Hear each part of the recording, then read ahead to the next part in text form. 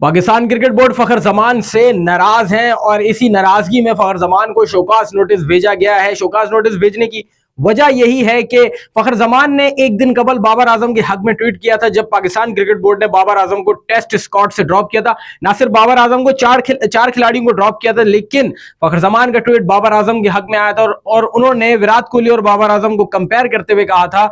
कि जब Indian team ने विराट कोहली को ड्रॉप नहीं किया, जब विराट कोहली 2021 और 2022 के टेन्योर में उनकी जो फॉर्म खराब थी और उस पर कंटिन्यूसली भरोसा करते रहे और वो फॉर्म में वापस आए, लेकिन बाबर आजम को ड्रॉप करना ये बहुत नेगेटिव इंपैक्ट जाएगा। ऐसे ही कुछ उन्होंने ट्वीट किया था, जिस पर पाकिस्तान क्रिकेट बोर्ड खासा नाराज हुए और उनका ये मानना है कि सेंट्रल कॉन्ट्रैक्ट प्लेयर ये ट्वीट क्यों करेगा, और जिस पर फखर जमान को शोकाज नोटिस दिया है कि आपने बाबर आजम के हक में ट्वीट क्यों किया और आप 21 अक्टूबर तक जवाब दें कि इस ट्वीट की वजह क्या है। फखर जमान ने ये ट्वीट किया क्योंकि उनको ये चीज सही नहीं लगी। ये बात मैंने भी आप पिछली वीडियो में की थी कि बाबर आजम को ड्रॉप करना पाकिस्तान क्रिकेट बोर्ड की जानिब से एक पैथेटिक फैसला था, एक बहुत अजीब फैसला था जिसको समझ नहीं आया। पूरे स्क्वाड से आप अपने मेन प्लेयर को ड्रॉप कर देते, आपके पास वाहिद प्लेयर जो आपका बैकबोन है, सालों में आपको एक अच्छा प्लेयर मिला, आपने उसकी भी कदर नहीं की, आपने उसको खड्डे लाइन लगा दिया और अब आपने उसको उठा के स्क्वाड से ही बाहर फेंक दिया, आपने उसकी तजलील की, आपने उसके साथ, मैं समझता हूं कि पाकिस्तान क्रिकेट बोर्ड ही है इसकी जिम्मेदार के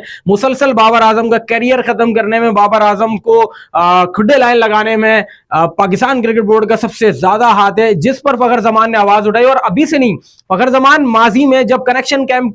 की मीटिंग चल रही थी, उसी दौरान में फखर जमान ने बहुत सारे पाकिस्तान क्रिकेट बोर्ड के अफसरान को भी बेनकाब किया था। उस्मान वाला के लिए साफ साफ उन्होंने कहा था कि हमारे साथ ज्यादती कर रहे हैं। सिर्फ फखर जमान ने नहीं, सरफराज अहमद ने भी तनकीद का निशाना बनाया था कि मुसलसल हमसे फिटनेस टेस्ट लिया जा रहा है और उन्हीं को टीम से बाहर कर दिया, यानी जो आवाज उठाएगा वो घर जाएगा और सेंट्रल कॉन्ट्रैक्ट प्लेयर को शोकाज नोटिस दिया जाएगा कि आपने एक प्लेयर को सपोर्ट क्यों किया। अब आप ये देखें कि पाकिस्तान क्रिकेट बोर्ड को जो प्लेयर एक्सपोज कर रहा है उसको शोकाज नोटिस दिया जा रहा है और जो उनका पपेट बना है वो टीम के अंदर है। ये बड़ा अजीब मामला हुआ है। शहनशाह अफरीदी को साइड कर दिया, आपने इस डेकेड के बड़े प्लेयर्स को साइडलाइन किया जब आपकी टीम वैसे ही लड़खड़ा रही है, आपकी टीम जीत नहीं रही, और आपने अपनी टीम को वैसे ही लंगड़ा कर दिया। जो प्लेयर्स ठीक है परफॉर्म नहीं कर रहे थे, लेकिन उनका टीम में होना ही मैं समझता हूं एक बहुत बड़ी बात थी। जब वो टीम में होते बहुत फर्क पड़ता, लेकिन अब आप ये देखें कि उनको ड्रॉप कर दिया और अब फखर जमान जो continuously as a opener run कर रहे थे, जो कंटिन्यूसली वनडे में एक बेहतरीन बैट्समैन बन के सामने आ रहे थे, पहले उनका नंबर नीचे किया गया,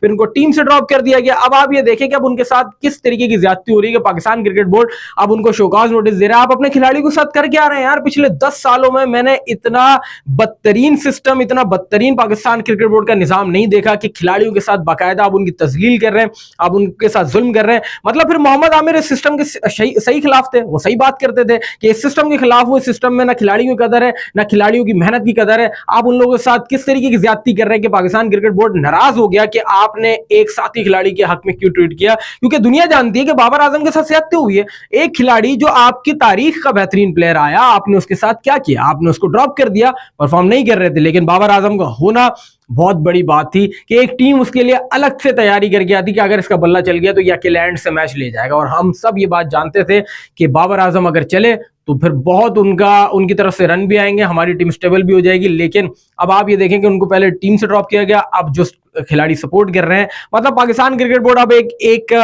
बेंचमार्क सेट करना चाह रहा है कि अगर आप जो है किसी खिलाड़ी को सपोर्ट करेंगे उसके बाद हम आपको शोकाज नोटिस दे देंगे। उनका ये मानना है कि सेंट्रल कॉन्ट्रैक्ट प्लेयर है और सेंट्रल कॉन्ट्रैक्ट प्लेयर को जो है ऐसी बात नहीं करनी चाहिए। ये भी सुनने में आ रही, ये भी खबरें आ रही है कि फखर जमान को सेंट्रल कॉन्ट्रैक्ट में भी शामिल नहीं किया जाएगा। और जिस शख्स के बारे में उन्होंने ये बात की थी ड्यूरिंग कनेक्शन कैंप, उस्मान वाला के हक जो उनके खिलाफ बात की थी कि ये हमसे जो है वो जबरदस्ती फिटनेस टेस्ट ले रहे हैं, मैं 36 घंटे की फ्लाइट से आया हूं और उसके बाद वेरी नेक्स्ट डे जो है मुझे कहा गया फिटनेस टेस्ट दे, तो ये तो कोई तरीकाकार नहीं, एनओसी नहीं दे रहे। मैंने इनसे बिग बैश लीग की एनओसी मांगी, इनसे T20 लीग की एनओसी मांगी, लेकिन एनओसी नहीं दी गई, जिसपे उस्मान वाला काफी उनको अपने ईगो पे बात लगी। और फखर जमान के लिए अब मुझे ऐसा लग रहा है कि वो कोई ना कोई मामलात करते जा रहे हैं। हालांकि पाकिस्तान क्रिकेट बोर्ड उनको साइडलाइन करने की तैयारी कर रही है उस्मान वालों को, लेकिन जितना उनका टेन्योर रह गया है इस दौरानिए में मुझे लग रहा है कि वो फखर जमान को ही साइडलाइन करने वाले हैं, जिस पर पाकिस्तान क्रिकेट बोर्ड ने ये शोकाज नोटिस दिया और कहा है कि 21 अक्टूबर तक आप जवाब दें